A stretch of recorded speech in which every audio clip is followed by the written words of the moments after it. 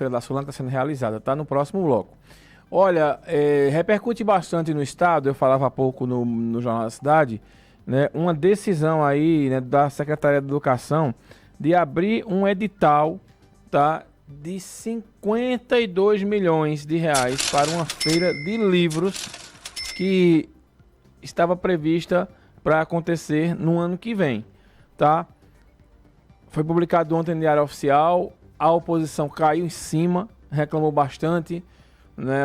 Os principais portais de notícias publicaram a informação, o governo do estado até agora não se pronunciou, tá? Mas o fato é que isso repercutiu de forma negativa. A oposição, inclusive, denunciou o governo do estado ao Tribunal de Contas e ao Ministério Público pedindo uma averiguação desse negócio. Os líderes da oposição, o Guilherme Coelho, né, que é deputado aí com irmão do Miguel Coelho, também o Sileno Guedes e a Dani Portela, né, que é líder da oposição, emitiram notas, foram aos órgãos de controle questionar essa história. Hoje pela manhã, mesmo sem se pronunciar de forma oficial, o governo do estado publicou, né, no Diário Oficial que a licitação foi cancelada. Então veja, vai fazer quase 24 horas que a gente está aí dessa notícia e o governo do estado não deu uma linha sequer explicando por que ia contratar uma empresa para fazer uma feira no valor de 52 milhões de reais. Era só para organizar a feira, viu? 52 milhões de reais. E também não explicou por que houve o cancelamento. Então está todo mundo aguardando explicação oficial por parte do governo Raquel Lira sobre essa situação. Até agora não veio. Ontem a governadora esteve em Serra Talhada para o anúncio lá, né, da requalificação do aeroporto da cidade. O que era para ser notícia boa acabou gerando polêmica aqui em Caruaru. Por quê? As pessoas ficaram reclamando. Porque o aeroporto de Garanhuns, aliás, Serra Talhada, ele vai ser visto, né, primeiramente pelo governo e não de Caruaru. A população tem que entender que Raquel é governadora do estado inteiro e não governadora de Caruaru, tá? Então, tem que melhorar isso aí. Agora, sabe qual é o problema? É porque tudo privilegia a rede social. Não tem uma comunicação oficial do governo do estado.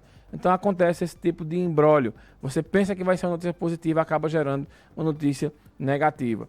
Então o governo do estado tem que pensar, né, a comunicação de forma institucional melhor. Porque nesse quesito de comunicação está devendo e muito ainda o governo de Pernambuco, que comunica muito mal. E a única comunicação oficial acaba sendo o Instagram da governadora Raquel Lira. E isso não é legal.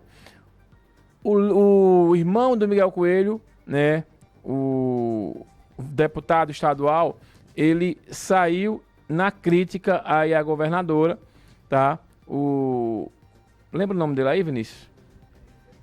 Antônio Coelho, isso mesmo, Antônio Coelho. Ele fez bastante críticas ao pacote fiscal enviado pela governadora à Assembleia Legislativa. O pacote foi aprovado, mas ele votou contra e subiu o tom contra o governo. Eu separei um trecho do discurso aqui, né, do deputado, para que você possa aí ter uma noção da reclamação aí dele, né, do Antônio Coelho, que é do União Brasil. Vamos ouvir e ver. Pernambuco está na iminência de testemunhar o maior estelionato eleitoral que a gente já viu na história desse estado. Nunca antes um governo com tão pouca cerimônia abandonou seus compromissos de campanha para adotar uma outra postura no governo.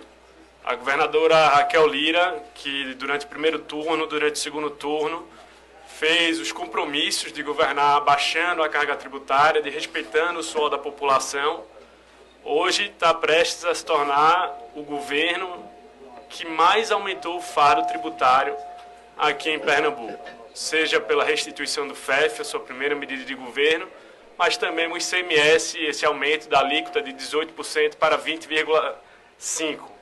Um aumento, senhor presidente, que irá tornar Pernambuco um estado com ICMS maior do que, por exemplo, a Bahia e o Ceará. Eu sou de uma região fronteiriça, senhor presidente, do estado de Pernambuco, da minha querida Petrolina, e eu já testemunhei o efeito nefasto da gente ter uma carga tributária não competitiva ao ver diversas empresas se instalar no estado vizinho por conta de uma carga tributária menor do que a nossa. Então, eu lamento muito o efeito econômico que isso terá no estado de Pernambuco. Quero falar também, senhor presidente, é importante dizer que eu estou vendo aqui nessa casa um consenso inapropriado se formando de que nós enfrentamos uma falsa escolha. Ou aumentamos o ICMS, ou os entes subnacionais, seja o governo do estado, seja os municípios pernambucanos, irão quebrar. Eu tive a honra de ter o apoio político de diversos prefeitos na campanha passada. Eu entendo a urgência deles, mas o aumento da carga tributária não é nossa única opção, nem tampouco ela é a melhor escolha.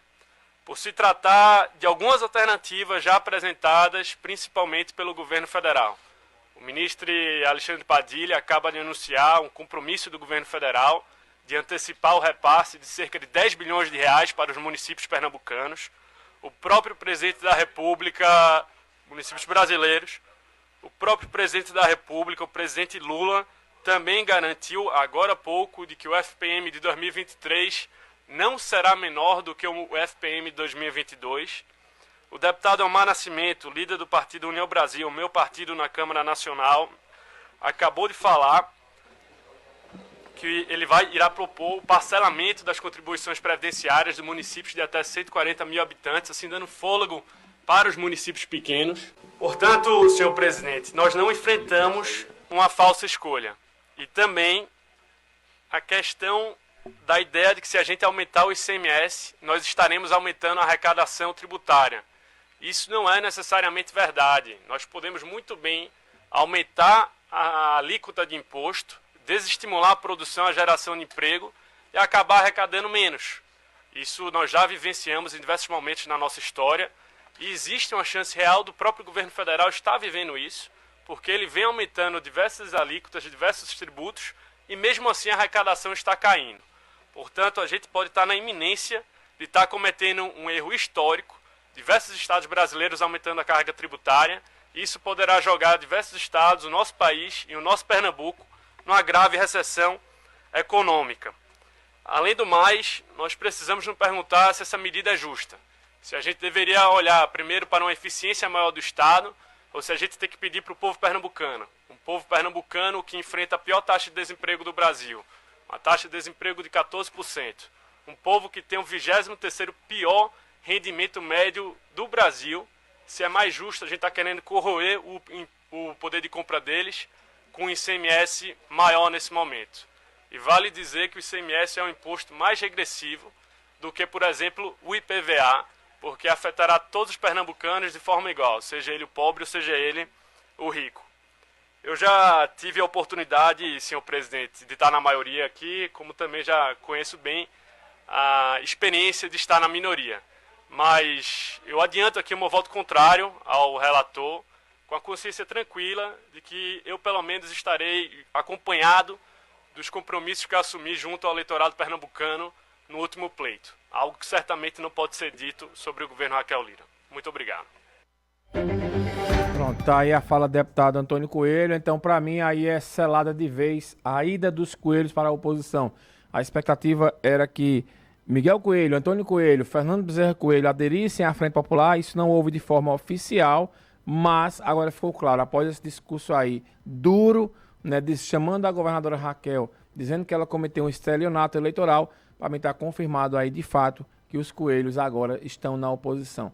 Então o governo tem sofrido ataques sistemáticos da oposição, do PSB, do PT e agora também da família Coelho. Por outro lado, a liderança da oposição com Isaías Regis, do governo, aliás, com Isaías Regis, a liderança do governo deixa muito a desejar, porque ele não responde à altura, e outros deputados que estavam aí, como é o caso do Joãozinho Tenório, a Débora Almeida e também o próprio Ricardo Antunes, o pessoal meio que está dando uma arrefecida aí, né? Está evitando, está se confrontando com os deputados de oposição. Então, para mim, a oposição, na guerra da retórica, ela vem vencendo esse duelo contra o governo, porque Raquel precisa urgentemente trocar, né, a liderança dela na Assembleia, porque com o Zazá, nosso querido Isaías Regis, fica difícil.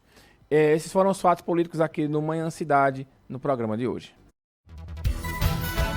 Manhã Cidade Política. Apoio Sismuc Regional e blog do Mário Flávio. A política de A a Z.